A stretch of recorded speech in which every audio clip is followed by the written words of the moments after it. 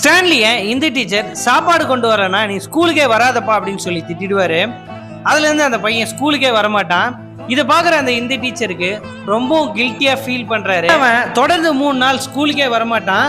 அதனால ஸ்டான்லி 3 நாளா கிளாஸுக்கு வரல அப்படின்றத அவங்க கிளாஸ் மிஸ்மே நோட் பண்றாங்க. அது எல்லாத்தையுமே பசங்களும் மிஸ் கிட்ட சொல்லிடுறாங்க. நேரா அந்த இந்தி சார் கிட்ட போயிட்டு, ஸ்டான்லி ஸ்கூலுக்கு லஞ்ச் எடுத்துட்டு வரலனா ஸ்கூலுக்கே வரக்கூடாதுன்னு சொல்லிருக்கீங்க, இது ரொம்ப உங்களுக்கு கேவலமா தெரியலையா அப்படின்னு சொல்லிட்டு கேக்குறாங்க. இதை பாக்குற மத்த ஸ்டாஃபுமே இவரை ரொம்ப கோவமா பாக்குறாங்க. ஒரு நாள் ஸ்டான்லி ஸ்கூலுக்கு பெரிய கேரியரோட வரான். அந்த சார் கிட்ட அந்த லஞ்ச் ஓபன் பண்ணி எடுத்து போய் வச்சுட்டு, சார் இதுக்கப்புறம் நான் ஸ்கூலுக்கு வரல அப்படின்னு சொல்லிட்டு கேக்குறான். ஸ்கூல் பிரின்சிபாலுக்குமே தெரிஞ்சது.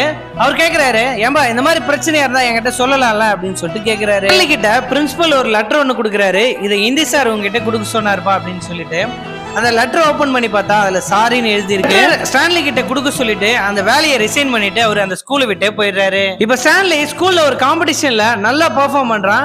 பசங்களும் நல்லா என்கரேஜ் பண்றாங்க.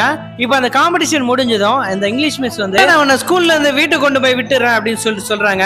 அதுக்கு இவன், இல்ல மேடம் வேணாம், எங்க அப்பா அம்மா வெளியே கார்ல தான் வெயிட் பண்றாங்க அப்படின்னு சொல்லிட்டு சொல்றான். ஸ்கூல் பிரின்சிபல் தான் அவனை ஒரு இடத்துல கூட்டு போய் விடுறாரு. எங்கடா விட்டுட்டு போறாரு அப்படின்னு பார்த்தா பக்கத்துல இருக்கிற ஒரு ஒயின் ஷாப்ல எடுத்து போய் விட்டுட்டு போறாரு. இருக்கிற ஒருத்தர், சண்டே அதுவுமா எங்கடா போன அப்படின்னு சொல்லி தலைமையிலே ஒண்ணு வச்சுட்டு, உங்க அப்பா அம்மா இறந்ததுக்கு அப்புறம் என் தலையில உன்னை கட்டிட்டாங்க, தலையெடுத்து போய் வேலையை பாடுறா அப்படின்னு சொல்லி திட்டி அனுப்பிடுறாரு. உண்மை என்னன்னா, இந்த பையனோட அப்பா அம்மா ஒரு ஆக்சிடென்ட்ல இறந்து போயிருப்பாங்க.